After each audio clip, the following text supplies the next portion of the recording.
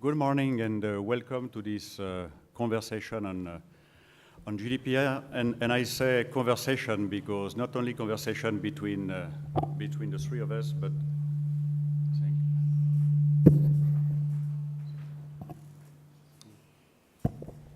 also conversation with the room. Preparing for this meeting, we thought, yeah, the classic.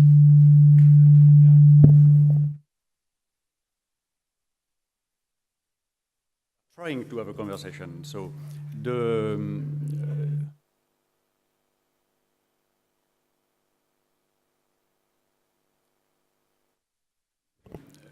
we are a month away from this.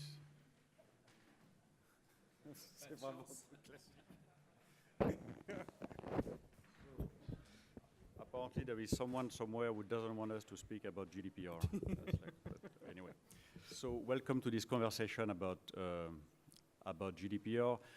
We thought a month away from the effective application of this important regulation that we would do a sort of a check-in about what this is all about and what, for its part, the industry is doing to be ready for that very important moment. I would like maybe to start with asking my colleagues Tim and Francisco to introduce themselves. Why they are here, their background in terms of data protections, and then I'll kick it off with a couple of questions and then turn to you for questions and feedback. Should we start? Who would like to start? Tim, Francisco? Okay. Tim, please. Sure, I'll start, sure. My name is Tim Mingorance. I'm the EMEA leader for security and compliance for AWS. Previous to this, I've done a few roles. I spent 17 or 18 years at Microsoft as their Director of Trustworthy Computing and then their Global Chief Security Advisor. I've been talking to customers about GDPR for a couple of years now, and I'm looking forward to the conversation. This is an exciting time. Thanks, that's great. Francisco? Yeah, good morning, everybody. I hope you're all prepared, perk up, and ready to engage with us. My name is Francisco Mingorance, just correcting the pronunciation. I'm a Spanish-Swiss citizen, and I'm here in my capacity of Secretary General of CISPE, CISPE being the Cloud Infrastructure Service Provider in Europe Association. It's an alliance, and I will talk more about this. I have a legal background and an engineering background, but nothing to do with IT. I was dealing with materials, ceramics and all this kind of stuff.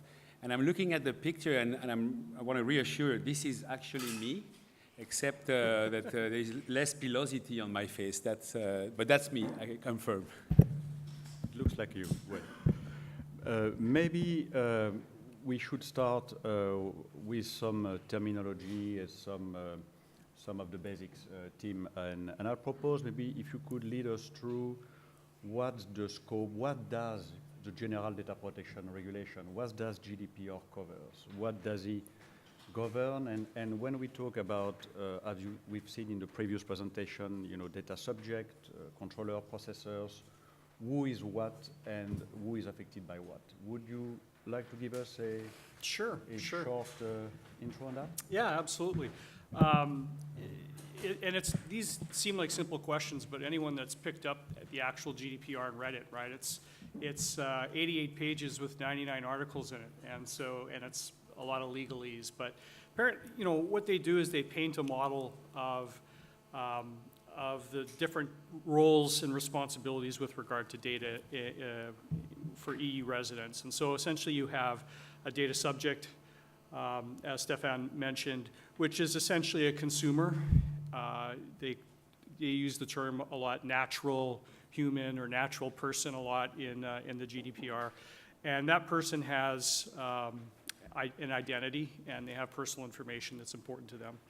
And what they do is they'll consent to actually do some transactions, and there doesn't have to be any money exchange or anything like that, but they consent to allow their data to be used And so you have what's called a controller, and that controller determines the purposes and the means for which that data gets processed.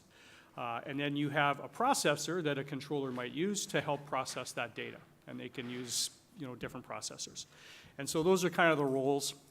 And then, of course, central to all of this is data. And so the idea of what personal data is has been, is hotly debated amongst privacy professionals in the industry. But essentially, in GDPR speak, it's data related to either identified or identifiable people, persons. An identifiable person is someone that can be identified using identifiers like name, address, online indicators, all sorts of personal information, right? And so I think the big difference here, the big change from past directives is just the scope of the data. So now it'll include things like IP addresses in some scenarios and so on. So that what they're trying to do is get really focused on the idea that people can be, their physical location can be tracked, or they can be profiled using collections of this type of data. And so they want to make sure that there's appropriate controls around that. And then who does this apply to? I've worked in the United States for many, many years, and there's a lot of people in the US that still don't know that GDPR applies to them, just like people inside the EU. So the key here is processing EU resident data is the key, and it doesn't really matter where you are in the world. The GDPR is going to apply to you if you are indeed collecting and processing this type of data. Is that helpful? I think it's very helpful to remind everyone about these important concepts. If you match, AWS role with some of these concepts, could you say a few words? Where do we stand in the processor controller positionings? And we are sometime one, sometime the other, I suppose. But how do you see that? Right. So AWS can be a processor as well as a controller. So AWS is a controller, meaning, again, identifying the purposes and process that the data is being used for. When we're doing business with our customers, so if you're an AWS customer and you've opened up an AWS account, we've taken some information from you, right? So enough information to uniquely identify the account to you and your organization, maybe some payment information so that you can pay for the services that you use. Okay. So in that scenario, we are a controller. And then you go and use our AWS services. Maybe you're taking in data from your own customers that are consenting to put their data in there. In that case, we become a processor. And so you're the controller, we're the processor. There's also other scenarios where our customers could also be processors, and we're a sub-processor of theirs. And so AWS can play a role as a controller and a processor, and it just depends on the scenario. And thinking about this regulation, I mean, compliance is paramount. Thank you. Hello?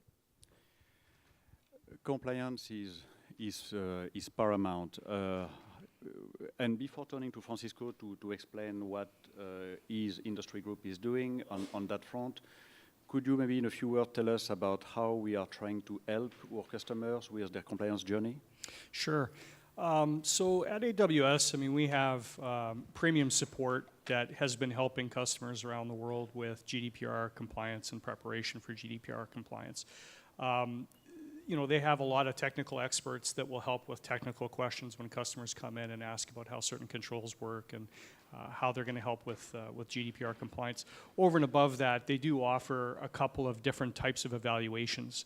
So they do an evaluation around cloud operations, so they can help you understand how you're operating the cloud versus what best practices that we've collected from different customers over the years look like. And so you can see whether you're actually operating the cloud the way that the best practices that we have lay out.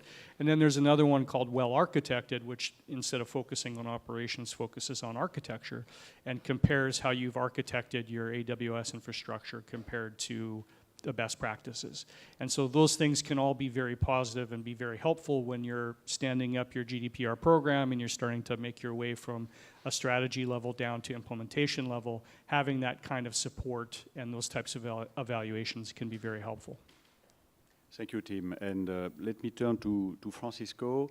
GDPR has indeed prompted the industry to be creative around thinking about its compliance as an industry as a whole, and also helping the customer think about what they have to do for their part.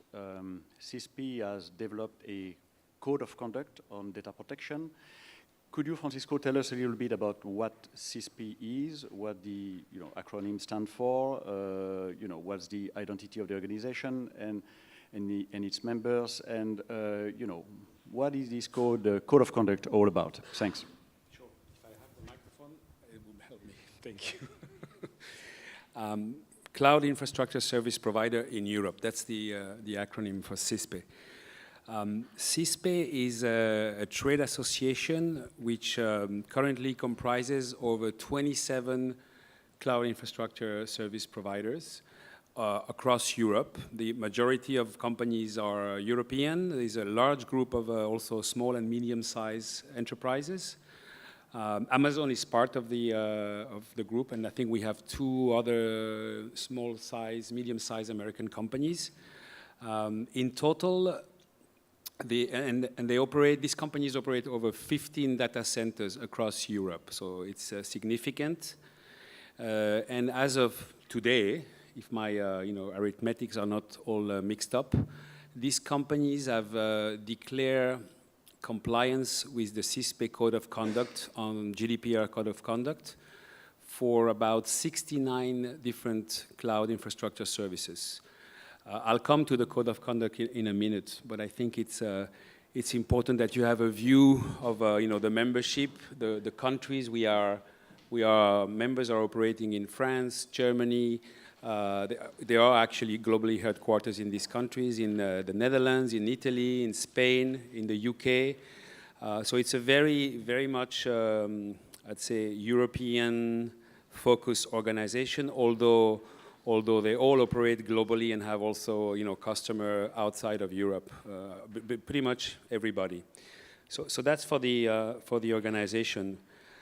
One thing that CISPE realized almost 3.5 years ago, almost 4 years ago, is that, okay, this GDPR, 80 pages of a very dense regulation is coming, and how to help the customers of this company understand what they are buying, what services they are buying, and if these services meet the GDPR requirement for the data protection part, but also, the highest possible standard of security for the data that they entrust the services with. So we started working on a code of conduct, a GDPR code of conduct, which basically it's a collaborative work between the founding member of CISPE. One of them was Amazon, but there was Aruba from Italy, OVH from France.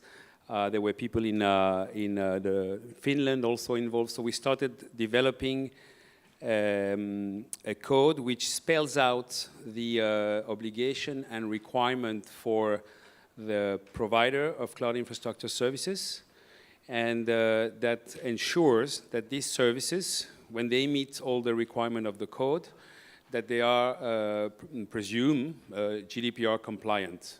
And we created a specific label that you will find on all these 69 services, which indicates for the customer that if you procure that type of service, the presumption of compliance with GDPR is very high, if not guaranteed. So that's just in a nutshell.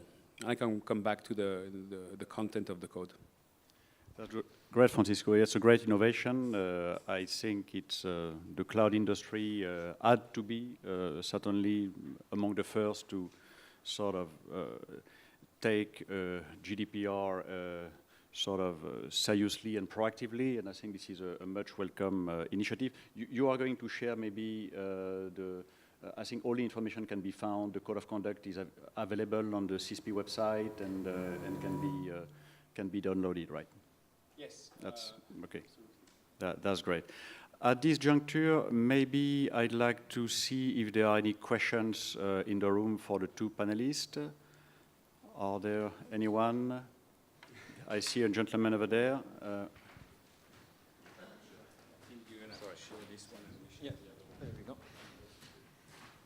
So about the code of conduct, so we had some kind of certifications, code of conduct for many years now on EU level as well on member state level. So what is the difference with code of conduct with GDPR?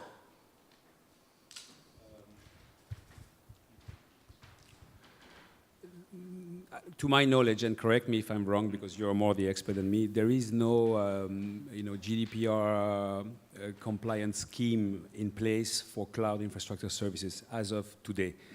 The code of conduct in that sense is unique because it's designed and tailored to infrastructure services under the GDPR. Now, the compliance with that code of conduct will require and will also in many instances correspond to some of the existing international certification. Many of the controls, security controls in particular in certifications such as ISO 2701, 17, 18 or the German C5 to take an example are covered in the CISPE code of conduct, but with differences because these certifications were not originally designed for GDPR compliance purposes. So that's, I would say, a difference. Thank you. Any other question from the room at this stage for the panelists? If not, maybe I'll turn back to Tim. A code of conduct is a tool in the toolbox. It's an important tool, and there are others, of course. What are your perspectives about AWS services, complying with GDPR? Are they compliant, and how do you prove it to the customer? Sure, that's a great question. So first off, yes, AWS services already comply with GDPR. On March 26th, Chad Wolf, who's the Vice President of Security Assurance at AWS, published a blog post letting our customers know that we've gone through all the work and we're actually compliant with GDPR today. So at that point, it was a couple months ahead of GDPR. And so that gives customers looking to build on top of our services the confidence to know that that portion of the stack that they're building is already GDPR compliant and meets all of those requirements. So GDPR requirements they sort of pivot around what's called technical and organizational measures inside of the GDPR. And so those things are things like ensuring the confidentiality, integrity, and availability of services, being able to give consumers access to their data, even in cases, reasonable access to their data soon after incidents around, reliability incidents and outages and that type of thing. So they kind of pivot around these themes. And so we have a number of services inside of AWS that are going to help our customers with those types of technical and organizational measures, in addition to all the work that we do on our own infrastructure. So AWS manages the infrastructure, and then our customers manage services on top of that. And this is what we call the shared responsibility model. And so it's very important to understand the roles and responsibilities for security as well as GDPR, because compliance is also a shared responsibility with your cloud service provider. Thank you. Yes, I was going to ask you about the shared responsibility model. So you are confirming that the shared responsibility model is not affected by GDPR? Yeah, that's right. So the GDPR is another regulation, and it doesn't alter the AWS shared responsibility model. For those of you that don't know what that model is it's really a recognition of the roles and responsibilities between AWS and our customers of who manages what.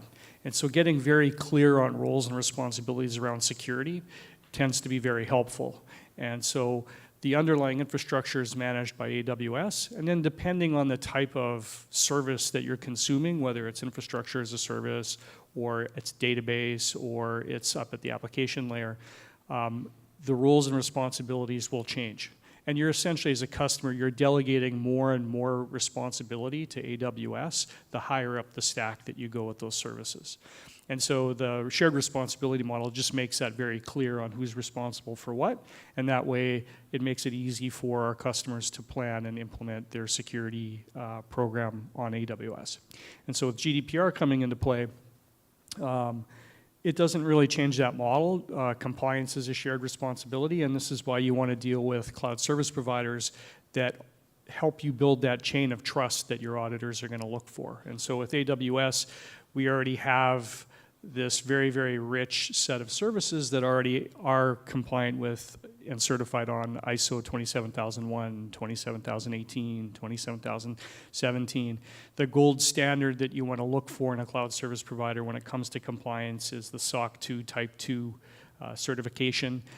Because unlike a lot of the other certifications that are sort of checkboxes, we do this, we do that, that one actually has an auditor sitting in your data center for 6 months watching you manage the service and making sure you're managing it the way you say you're managing it in documentation.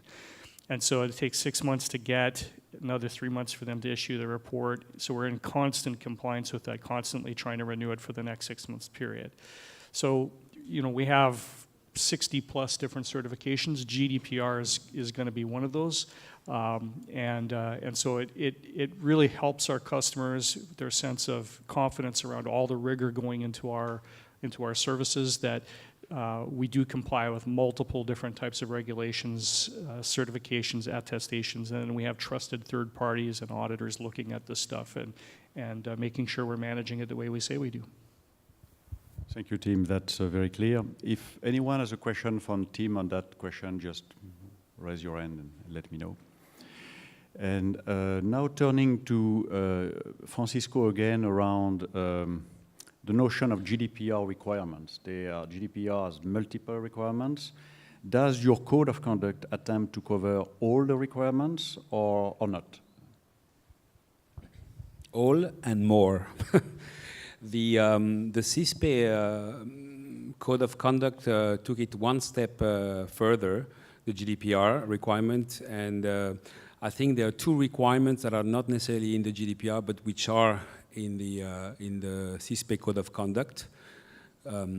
One is that as a provider of cloud infrastructure services, if you wish to declare that your service comply with our code of conduct, then you must offer your customer the ability to exclusively store and process your data in Europe.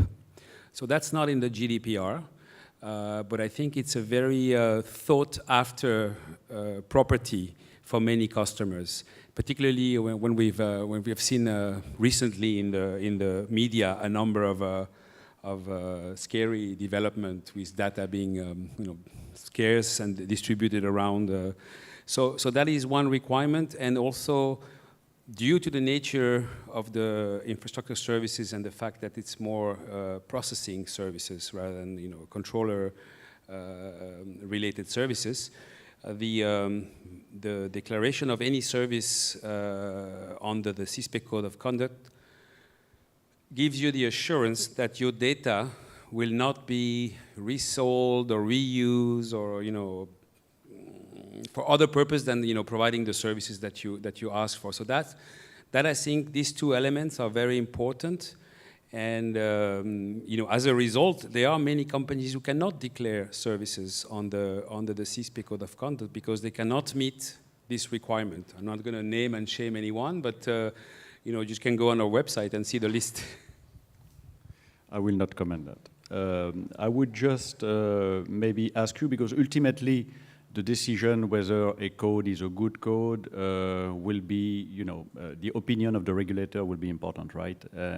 So I'd like to ask you in that respect, what sort of dialogue do you have with the data protection authorities in Europe around the code and the acceptation of the code? I think that will be important for the colleagues in the room to understand that. Yeah. So before I answer that, you have to understand what the code of conduct is and what is the ambition of the CISPE code of conduct. Under the GDPR, Article 40 and 41, code of conduct which have been approved by the data protection regulator can be made, let's say, of general application across the EU. In other words, it can become the lex specialist for the lawyer in the room that applies to a particular sector. Knowing that the GDPR applies across the border to the bakery around the street, to Amazon or to other commercial activities, the need to define what are the specific obligation, responsibilities in the context of cloud infrastructure services is obvious, and this is why, and it's recognized in the GDPR, this is why the GDPR allows sectors, industrial sector, like infrastructure service provider, to spell out the requirements under the GDPR and to produce a code of conduct. Now, in terms of where we stand with the regulators, we've had an ongoing dialogue with the regulators since March of last year. We have submitted the code to the review of all the European data protection regulator. The code is currently being adapted under the leadership of the German regulator with participation of the other countries' regulator. And if you are interested, you can find on the website of the data protection Article 29, which is going to change name under the GDPR, but still, you can find the latest correspondence that was made public between the regulator and CISPE. And so now we are currently addressing all the different comments and requirements that were made by the regulator, so that the code is completely consistent with the GDPR and the interpretation of the GDPR by the regulator. So we are in the middle of that process towards the end. Thanks God. Thank you. That's great to have this dialogue, and I think that's probably a unique case in the industry. Are there any, just checking in with the room, any questions for our panelists? So far, doesn't seem to be the case. Then, Tim, I would love to get back to you to sort of peel the onion a little bit further. I mean, there are questions under, raised by GDPR around how does a provider handle the deletion instruction from the customers, for instance, or how can the customer encrypt personal data held in AWS to prevent unauthorized access? These sort of very concrete questions. Could you say a few words about that? Sure. Yeah.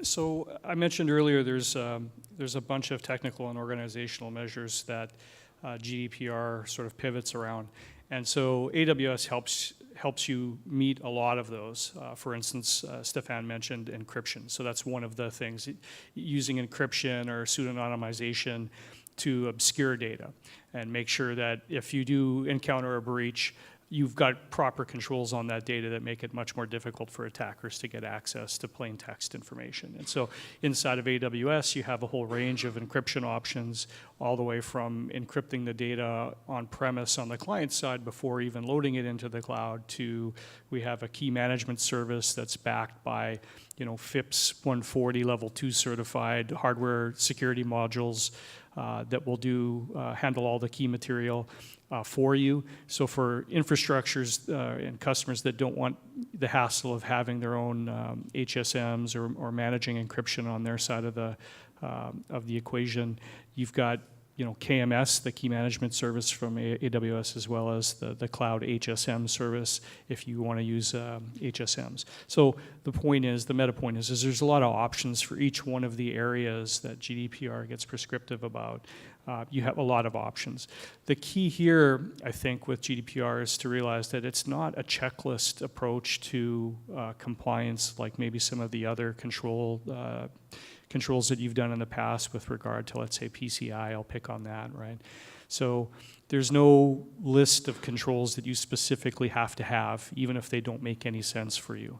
The issue with GDPR, the challenge with GDPR, and probably the advantage of GDPR from a data protection perspective is that you have to come up with a strategy that works for your organization. And so many times I'll talk to customers and say, you know, these organizations are all like a snowflake, right? They're unique.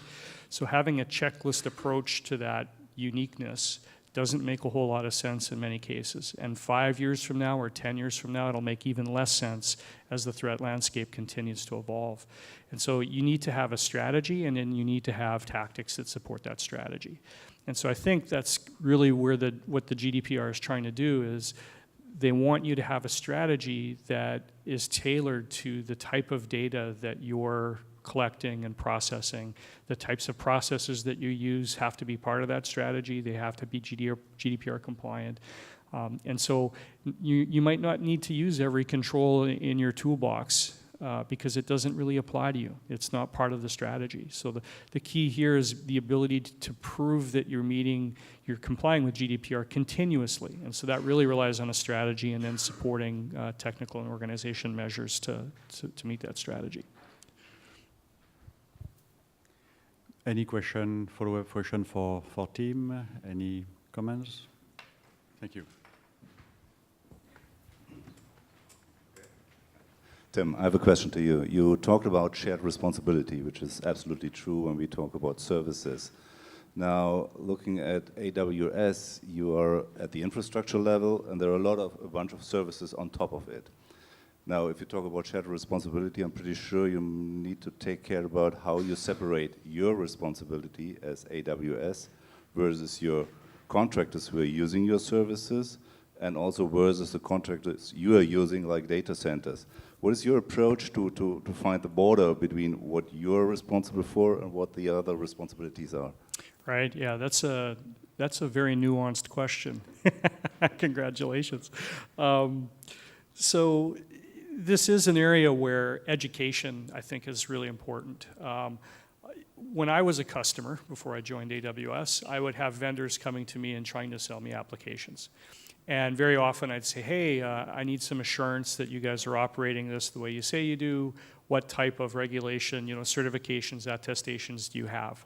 And they would say, oh, we have a SOC 2. And I'd say, well, that's the gold standard. Give me your SOC 2. And they'd give me AWS's SOC 2. And I'd say, well, that's a good start, okay?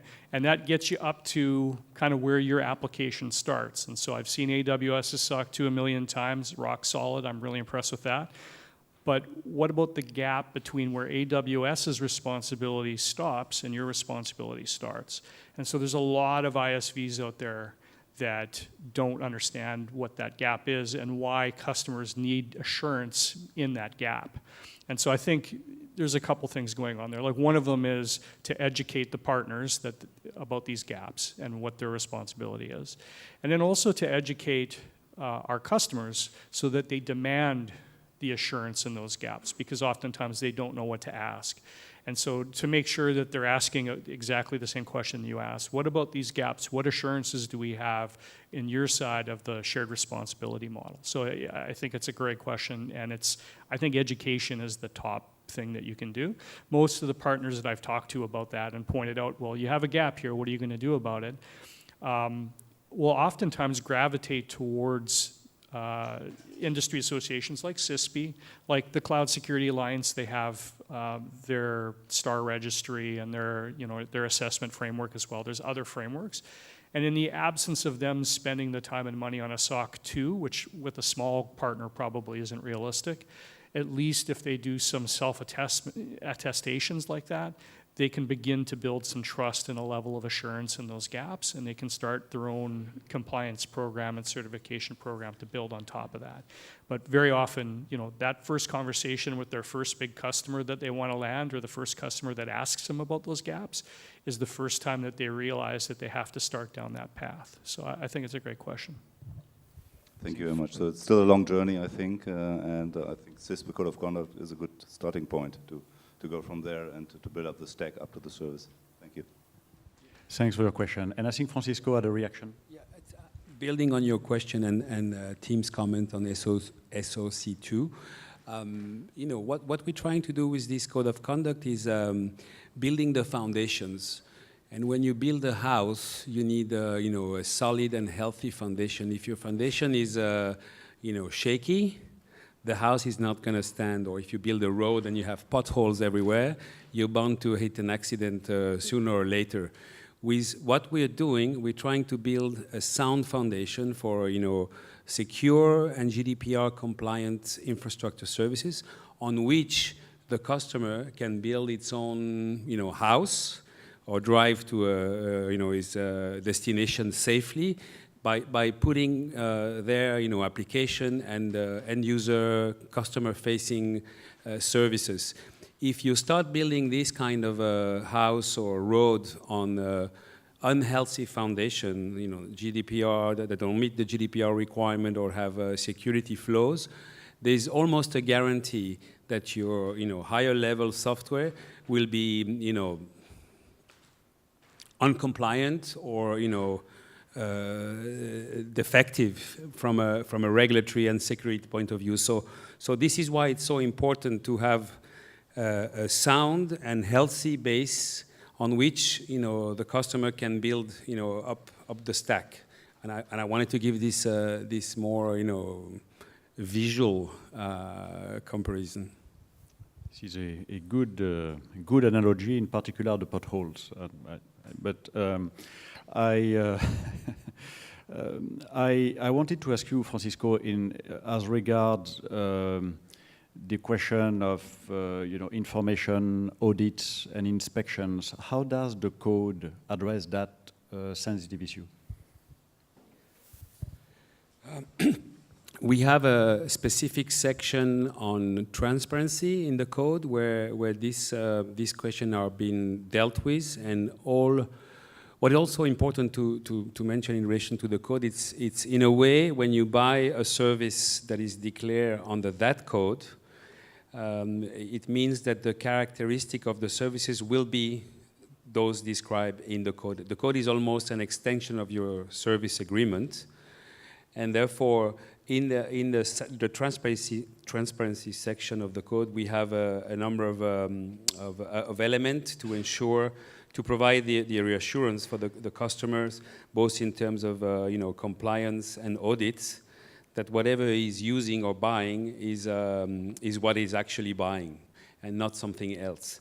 So that is built into the code, and also refers to some extent to the existing security certification, which are, you know, when we talk about cloud services, security, without security there is no privacy, and there is very, very little chance of complying with the GDPR requirement, which are specifically requesting a high level of data security, but not specifying what level. So this is also something that the code spells out, and a reassurance that the code provides to the customer of services declared under that code.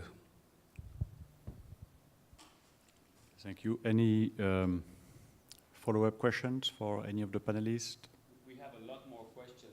We can keep you until the end of the panel, so, but we were hoping it would be more you know, interactive. So please, don't be shy. I know you are. There is a question over there. Thank you. Thank you.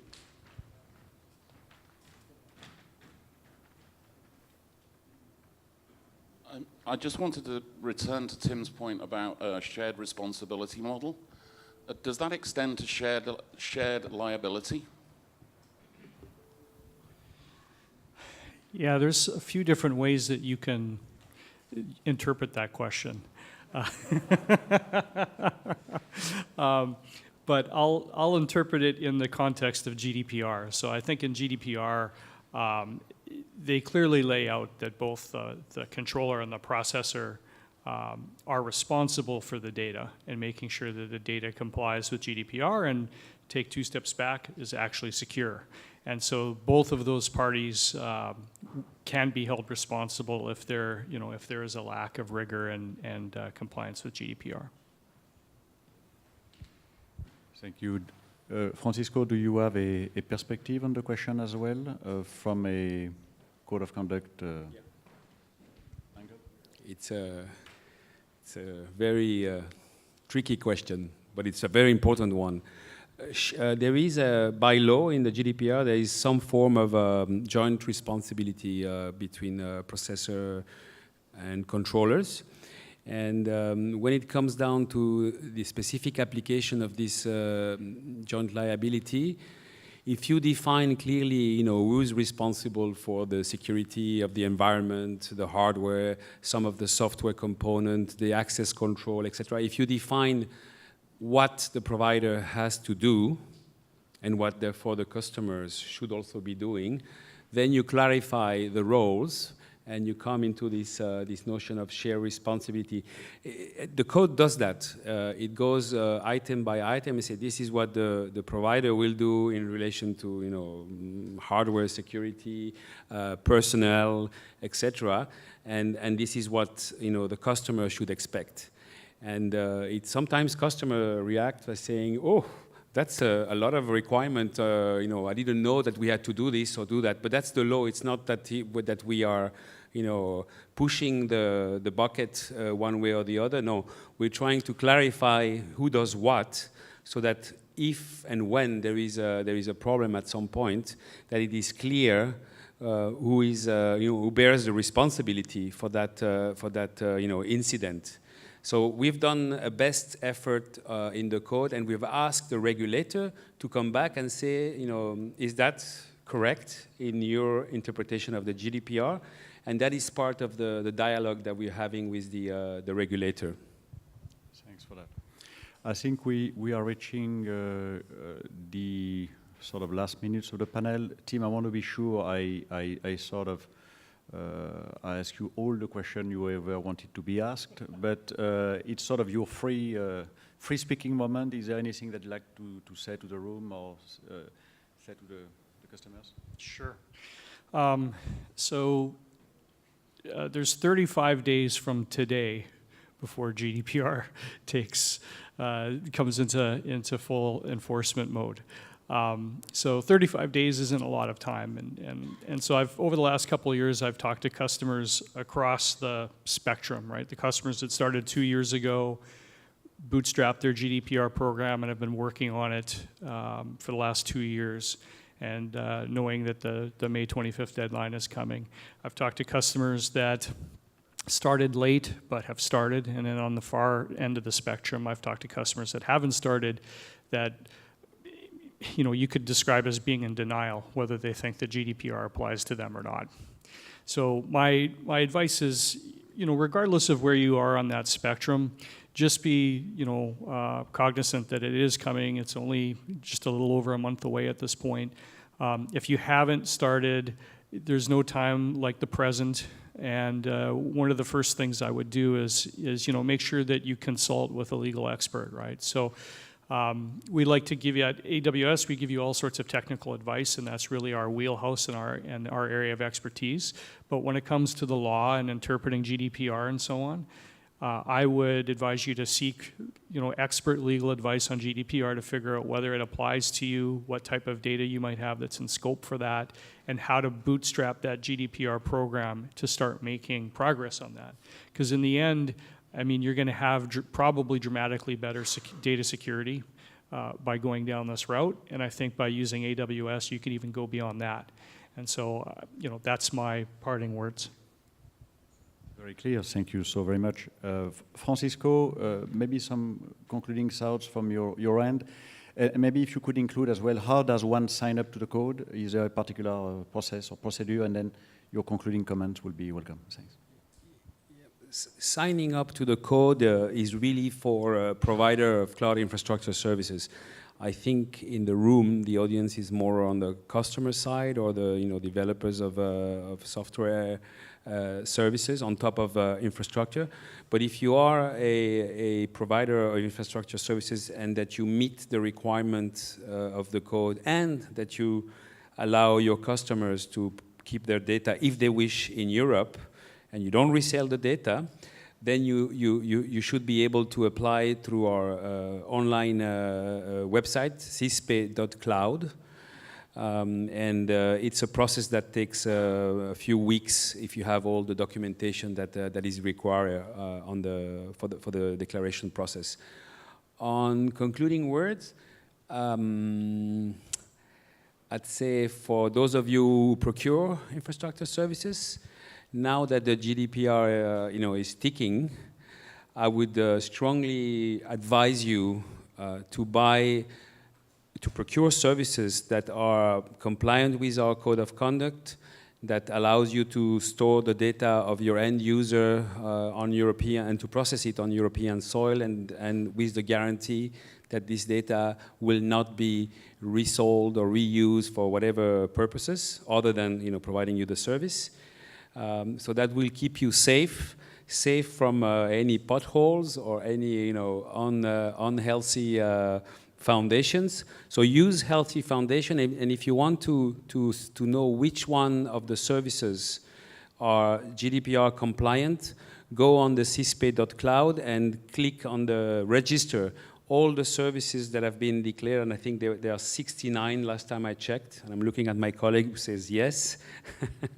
All these services have been subject to the the review of the CISPE code of conduct, and they should give you the confidence that entering into the GDPR era, whatever you procure is sound and fit for purpose. CISPE.cloud. Thank you, Francisco. We are in our last minute. I want to thank you all for having been so many attending the session. Thank you so very much. I hope it was interesting. And don't hesitate to reach out to this guy and myself directly at the break if you have questions that you wanted to ask but you did not ask. Thank you so very much. Cheers. Thank you.